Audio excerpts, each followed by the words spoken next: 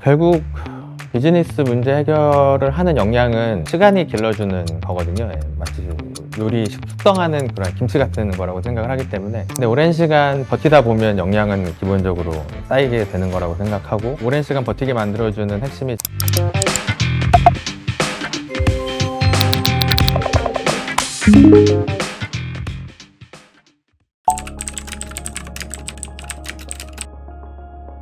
저는 2008년부터 2014년까지 BCG라는 경영전략 컨설팅 회사에서 약 6년 근무하면서 비즈니스적인 문제들을 해결하는 일을 담당했었고요. 2014년부터 2016년까지는 운 좋게 이제 스탠포드 MBA에 입학해서 다양한 창업자들, 다양한 경영자들의 시행착오를 그 현장에서 들으면서 직간접적으로 많이 배울 수 있었습니다. 그리고 제가 2015년 MBA 1학년 때 창업을 시작을 했는데, 링글이라는 1:1 화상영어 서비스를 창업을 해서 지금까지 약 10년간 운영을 하면서 비즈니스를 만들고 비즈니스를 키우고 경험하고 있습니다.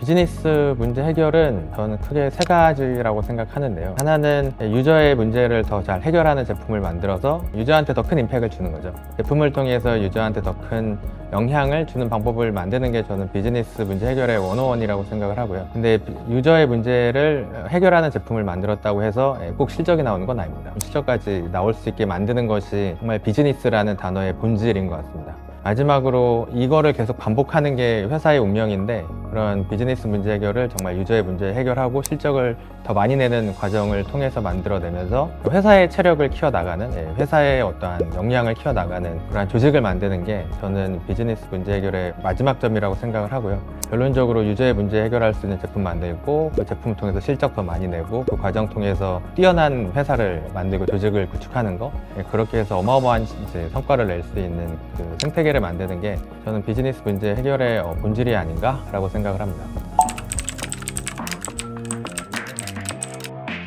이유는 딱 하나인데요. AI가 문제를 해결해 줄 수는 없습니다. AI 기술이 있다고 해서 우리 회사 매출이 올라갈 수 있으면, 우리 제품이 더 나아질 수 있으면 지금 모든 회사들이 더 제품도 좋아지고 실적도 좋아졌겠죠. 문제 해결을 하는 주체는 사람이고, 그다음에 문제 해결을 받는 객체도 사람이기 때문에 사람이 사람의 문제를 해결하는 게 저는 비즈니스의 그 본질이라고 생각을 하고, AI는 그 과정을 좀 더 효율적으로 만들어주거나 효과적으로 만들어줄 수 있는 툴 중에 하나죠. AI 시대가 됐기 때문에 더더욱 문제 해결을 좀 더 하기 쉬운 환경이 됐을 뿐이지, 문제 해결을 하는 주체와 그 문제 해결을 받는 당사자가 사람이라는 것은 변하진 않았습니다. 그래서 당연히 AI 시대에도 문제 해결력은 필요한 거 아닌가? 라는 생각을 하고 있습니다.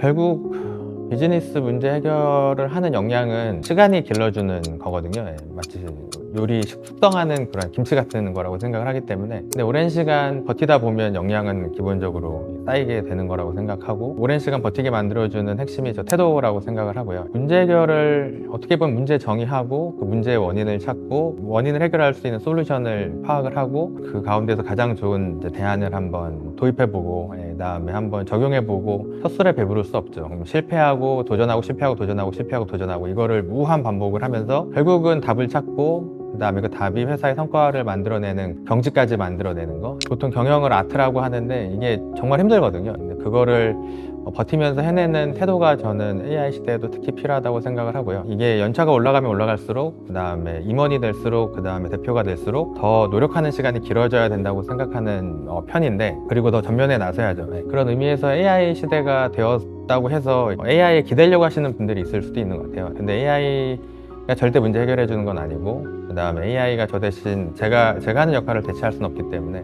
그런 의미에서 더 열심히 하고 더 꾸준히 노력하는 자세가 AI 시대에도 필요한 거 아닌가? 라는 생각이 들고요. 이런 측면에서 저희가 미국에 있는 실리콘밸리 창업자들은 참 배울 만한 사람들이 많다고 생각하고요. 그 대표들. 예를 들면 요즘 가장 빨리 성장하고 있는 엔비디아 같은 경우에는 그 젠슨 황이 신제품 출시하면 본인이 직접 프레젠테이션하고, 그 다음에 전사 임직원 대상으로 올 핸즈 미팅 본인이 직접 주관하고, 모든 걸 다 CEO가 담당하고 있거든요. 그런 의미에서 연차가 올라가면 올라갈수록 더 본인을 더 많이 노출시키고, 위험 부담이 있겠지만 그 위험 부담을 극복할 수 있는 정도의 노력을 하고, 그런 의미 있는 노력을 하는 과정을 반복할 때 결국은 성장을 하고 역량이 쌓이고 그러는 거라고 생각을 해서, 저는 AI 시대가 돼도 연차가 올라가면 올라갈수록 더 많은 시간 노력을 하는 거, 그게 가장 중요한 스킬이라 생각을 합니다.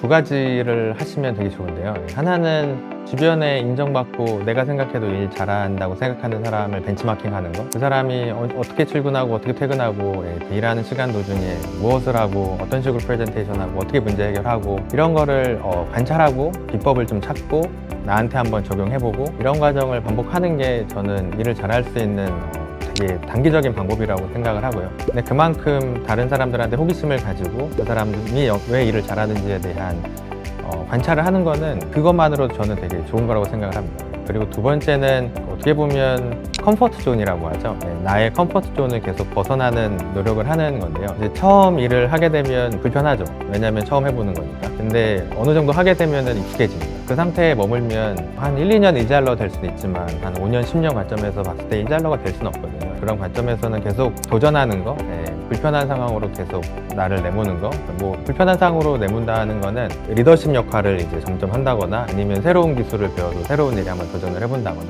이런 식으로 끊임없이 나를 불편한 환경에 이제 내모는 적인 자세를 가지신 분들이 뭐 1, 2년 단기적으로는 굉장히 힘들 수는 있지만 길게 보면 일잘러가 된다고 생각을 합니다. 그래서 제 주변에 일 잘하시는 분들 보면 공통점이 있다면 항상 마음이 불편하세요. 그래서 내 마음이 편안하다, 일할만 하다 그러면 딱 거기서 끝나는 거고요. 근데 계속 뭔가 압박감이 있고 그 다음에 계속 좀 뭔가 스트레스가 있고 새로운 거를 하기 때문에 주변에 있는 사람들이 적당히 좀 해라 이런 얘기를 하기 시작을 하면 내가 상대적으로 이제 좀 롱텀 일잘러로 가는 여정에 있구나 라고 생각을 하시면 될 것 같아요. 그 두 가지를 갖추는 거, 다른 사람들 벤치마킹하고 그리고 나를 계속 컴포트 존에서 좀 벗어나는, 나를 계속 불편하게 하는 그런 노력을 하는 거, 그게 저는 일잘러가 되기 위한 유일한 방법이지 않나 라고 생각을 하고 있습니다.